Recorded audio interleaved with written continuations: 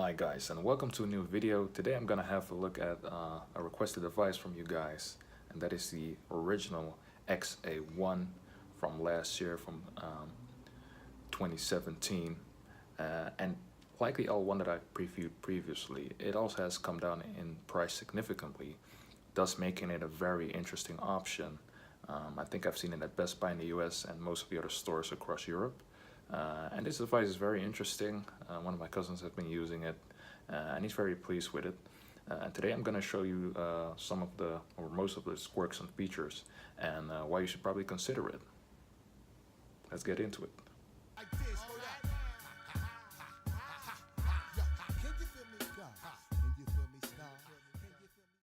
So here we have it, the Sony Xperia XA1.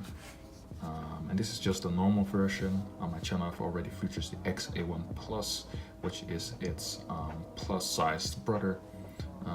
It's a little different in terms of specs, but we'll get into it just now. So where do I start with this device? Well, we could start with saying that it's pretty uniquely Sony designed. Of course, the 2017 and mainly 2016 design language we've come to see from we started with the Xperia XZ, and has been carefully orchestrated onto the lower range, so this mid-range model. And what I like in particular is those really nice silver chamfered edges, which also feature on the Xperia XA1 Compact, which has been very popular lately on my channel. So this is an iterative design on that. It's got a 5-inch screen, so it's slightly bigger than the XA1 and a lot taller. What's pretty nice though is that it does have very minimal side bezels, and that's pretty unique among the Xperia phones. And together with its sibling, the XA from 2016, it kind of started that trend. And now with the recently released XZ3, or that's coming, they've also let the side bezels go, so they walk all the way over the screen sides. But this is pretty close to that kind of concept, and you can see, because it's got a slightly curved design, that the screen also slightly curves on the sides really nicely here. So that's a very nice, and in terms of design, this phone is a standout in the mid-range. So let's put some numbers to the dimensions. So it's relatively thin at 8mm. It's just as thin as like something like an iPhone 10 or the Xperia X, which I also featured on my channel. On the back we've got a nice 23 megapixel camera with a flash, and it also has NFC. The back is made of carbon plastic, so just the same as the L1, probably a little bit higher grade, and I must say a little bit more scratch prone, unfortunately. Tops and bottoms are made of metal with those nice chamfered edges, and the sides are too, evidently, so that's pretty nice. So if we look at the left side, we've got the volume rockers right here, which are pretty standard for Sony, and an old favorite actually, and that is the on and off button, but a nice circular button, very nicely protruding, and it's got nice clicky feedback. And of course, how can we miss the dedicated camera key, which is not featured on the L1 but starts from the mid-range models, and in this case on the XA1 you have that nice camera button. It's two-staged as well here, so you can just press it and launch the camera. So that is a very nice feature, and always welcome, and uniquely Sony still actually. On the front we don't have dual speakers, unfortunately. That is just a gimmick. The bottom primary speaker is the only speaker that has some sound to it. Here is the mic, and here is just the earpiece we're calling, flanked by the 8 megapixel selfie camera, which does okay, I must say, and nothing too special. What is pretty interesting though is the screen. That is an IPS LCD display. It's 720p, but I think they've done something with how the pixels are portrayed on the screen and interpolated, because it's very sharp and has very rich colors and high contrast. So as you can see, I needed to put in a pin because unfortunately the phone does not have a fingerprint scanner. Now in this day and age, it's actually a must. But I also know plenty of people that don't really care for it so much, even if they have like a Samsung phone, a Huawei, or an iPhone that does have a feature. They don't really use it. So like I said, incredibly vibrant screen. It does not have the mobile Bravia engine, but it does have a very high contrast, and it does have a similar picturing algorithm that copes with what you're and actually adjusts what you're displaying. So brightness is also very nice, very good, as we saw with the L1. And now actually I wanted to talk about something that makes this phone interesting, and that is the price. Because the pricing now, it started for, came in the market at around 300 euros, I think, and then it got a little lower to 250, and now in Europe at least it's about 180 euros. And that is just as much as the L2, which got released this year. And for that bunch, this is of course a much better phone. Because if we dive into the specs, this phone has 32 gigabytes of internal storage, and it's got a Helio P20 processor, which is very, very capable, I must say, making it very energy efficient, but still pretty fast. So if we just look into the phone, I've got this theme set up right now. As you know, with Sony, you can do that, and it looks pretty sweet. And I must say that the P20 performs admirably. It's very nice and delivers a pretty smooth user experience. So even if we go into the more heavy apps, like for instance our friend Instagram right here, launches it pretty fast. So that is incredible and very nice to see, especially in this price range.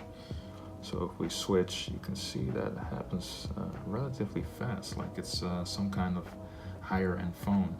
I think that mainly also has to do that it doesn't have to push as much pixels as most phones do in this class range. But like I said, the 720p screen does not look any less than any 1080p screen that you can find in this price range. The same thing was a little bit with the L1, of course, which also employs a very nice panel for some reason. But you can see that the vibrance of this screen is even higher than on the L1. So you can see a lot more detail in the icons, and overall the white balance is a little better. You can see the L1 is a little bit yellowish, still incredible viewing angles, but this one does not color shift or anything of the like. It just remains very, very clear and sharp. So that is something I credit to the XA1. Maybe just for the ease, let me just try and fit in the same themes on these phones. So you can see here on this larger screen that the wallpaper is rendered a bit differently on both phones. Let me just lower this as well. So the camera is starting to distort all the whites. So now you can properly see the difference. L1's still looking pretty good here, but as you can see on the camera, especially like with the WhatsApp icon, it just looks a little sharper on the XA1, and that is probably because it has more depth in the colors. Also, when we see the Instagram icon here and over here, you can just see that it's a little sharper. Also with the Messenger, there's not much in it, but as you can see, it just looks a little sharper. L1's still looking pretty good, but you can definitely see the slightly higher quality panel that you get on the XA1. So if we just ramp up the specs, the phone is currently running, let me see, Android 8.0 if I'm correct. Yep. Which is pretty recent. Of course, you've got 8.1 and 9 coming. I don't think this one is getting 9 actually. I'm not sure. The word isn't out on that yet. But as it runs now on Android 8 with all of its capabilities, it's doing pretty well. So if we can just check out Spotify.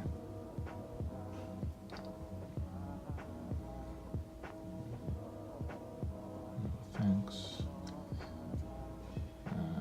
We just multitask, so we got the split screen, of course. Works pretty well.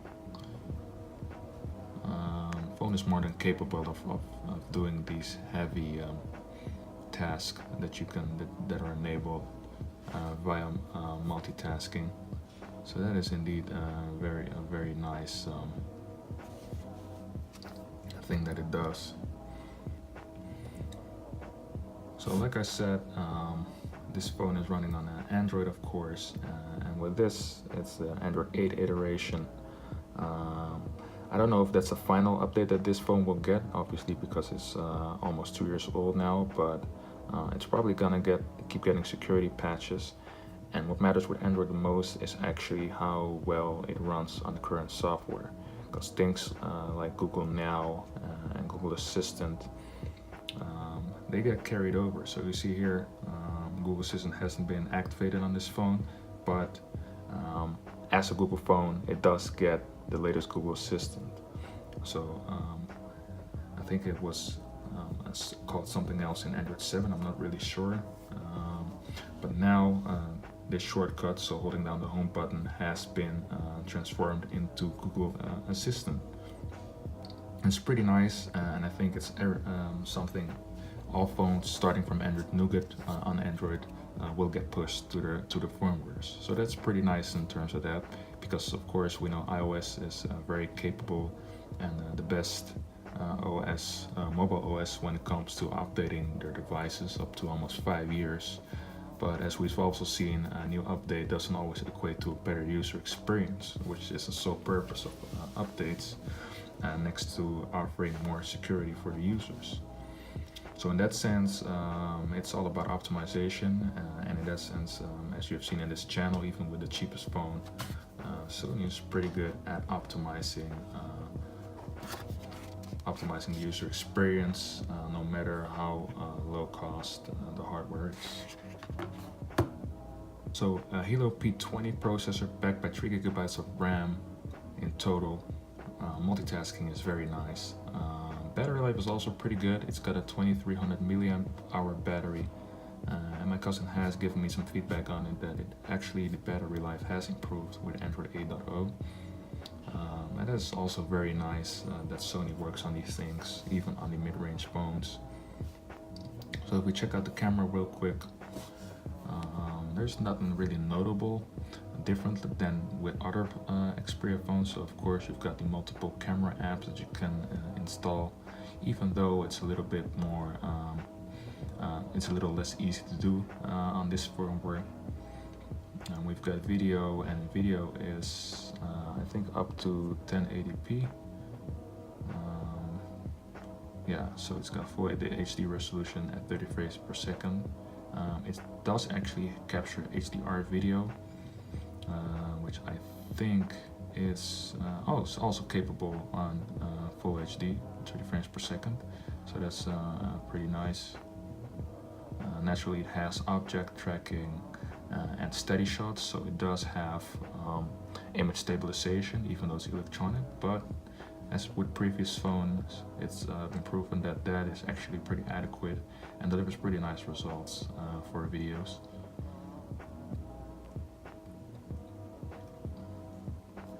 So let's actually try the shutter speed. Generally with Sony phones, it's unfortunately not that fast. But of course, like always, you do get some pretty nice results. So let's just do Xperia Auto, see how quickly that goes. So not very fast, maybe if we try camera shot button. I must say, camera shot button does allow for a little bit faster taking of pictures, so that's pretty nice. Of course, we've got manual mode, and there, of course, you can do a lot of toggles, so play with the brightness, adjust colors, exposure, So that's typical Sony, and very welcome again. So you can also change the ISO. And of course you can toggle HDR, and here you can also choose your photo resolution, so you can do 12, 20 or 23 megapixels, which is pretty good. You also have this nice gesture, I believe, to go to the front facing camera. Yeah, that looks pretty nice as well.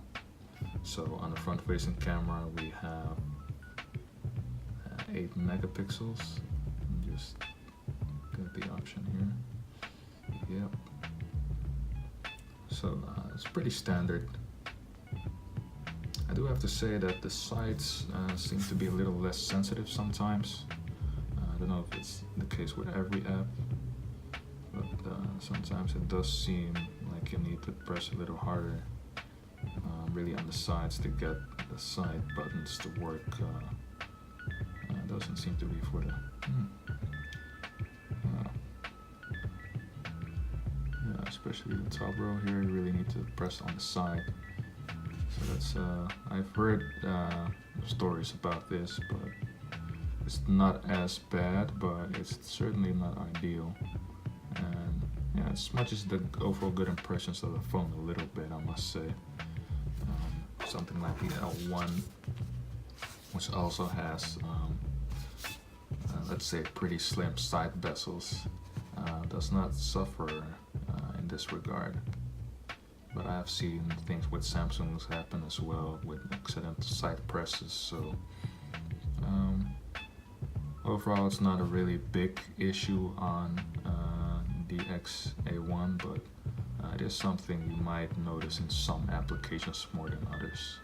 Though in general use, it's fortunately quite negligible, but it would have been better if there wasn't any of it. So with the small quirks and features that you can do is also double tap to sleep. Double tap to wake doesn't work, unfortunately. Also a nice feature because of this nice tactile button is instead of using the camera button, you tap twice to do the sleep wake button, and then you also launch the camera, which I think, I'm not sure which one is faster, but this one is just really fast if the phone is off and you do it, and you still get the camera pretty fast. So that's a very welcome feature, and certainly one of those things that makes it easier to get a good picture. So what's also majorly important to a lot of people, especially in this price bracket, if you're buying this phone for your kid or anything, is the gaming capabilities of this phone. And I must say, it also passes those pretty well. Especially the basic games like this one won't be loading as fast as on high-end flagship, of course, or iPhones for that matter, which are basically all high-end phones, but it still does decently well with very few glitches, if any, to be detected, to be honest. And again, that gorgeous screen just comes into play here very positively.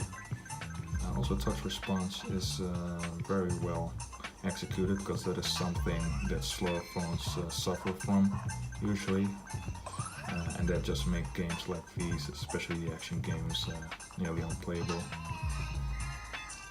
And I must excuse myself because I'm not that good at playing this game from behind the camera, but still, I must say it's overall a very nice experience, and I'm enticed as we're filming this video to just play on and get a new high score, as this phone allows for this game to run as well as it can and as well as it should anytime you play it. So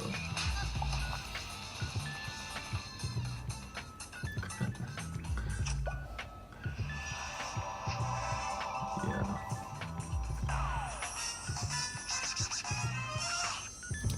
So we all know these familiar screens. Let's try something more intense now. What I've also noticed is if you download new applications, I think that's a setting you can do, but it's not enabled here. It usually comes on your home screen, but not here, so that's very nice that they've changed that. So now all your new games and applications come just into your app drawer, and that way it's much more easy to find an app and keep things maintained in order. So again, great screen visuals, and let's just check out it now. You can do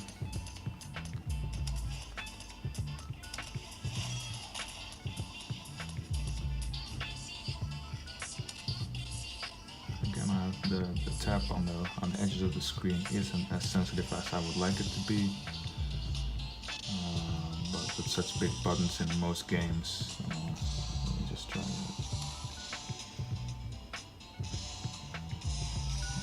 It really is something to take in consideration.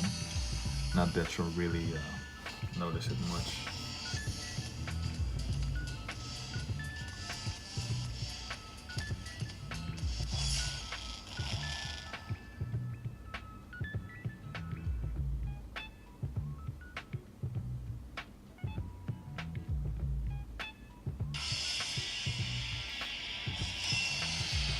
Again, great screen for gaming. You can see it's especially bright right now, especially when you look at it head on. It's just incredible. The camera can barely keep up. And of course, the main good thing you get from this is if you want to plan on gaming outside or you live in a hot country, you won't have the stress that you won't be able to see anything, because it's more than bright enough to be featured outside.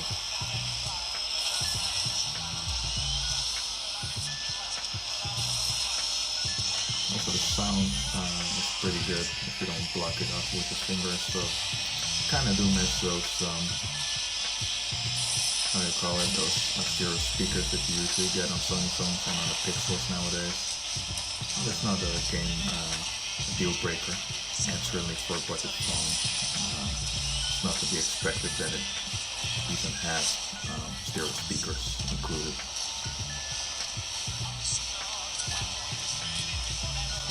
So this is one of the things I always like to test, how long it takes to get back to the home screen, and if the home screen is affected by running such a heavy app on the background. No, it is not. With resuming the game.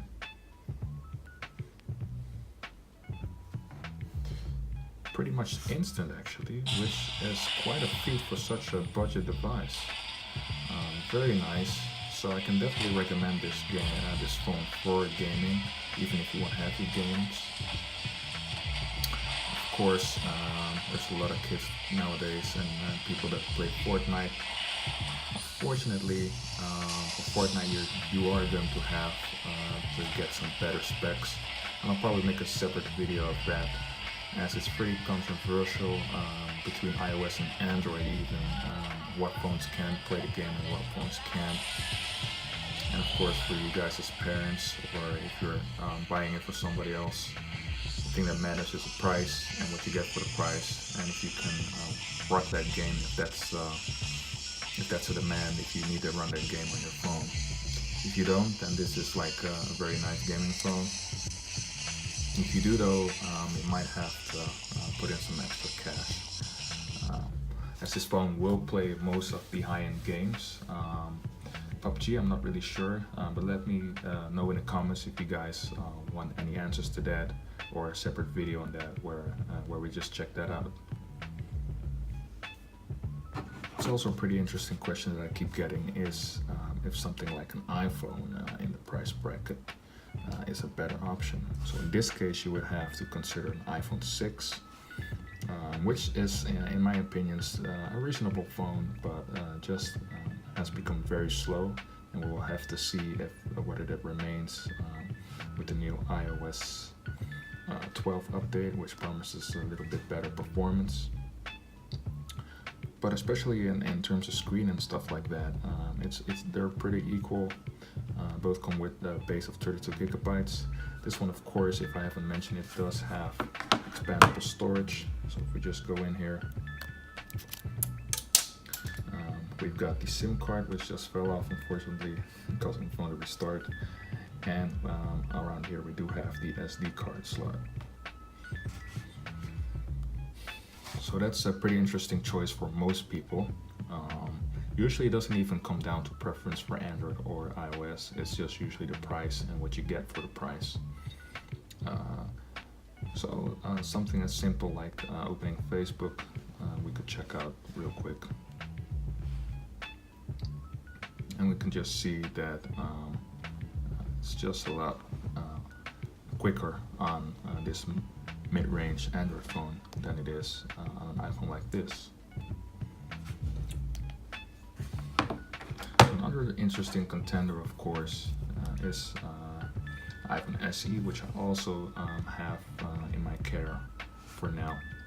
And that, of course, is pretty interesting to see. And also, guys, let me know if you guys want any extra feature of the iPhone SE on this channel.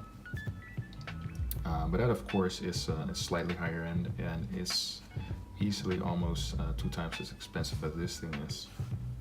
We can actually check out if it does make any difference in speed.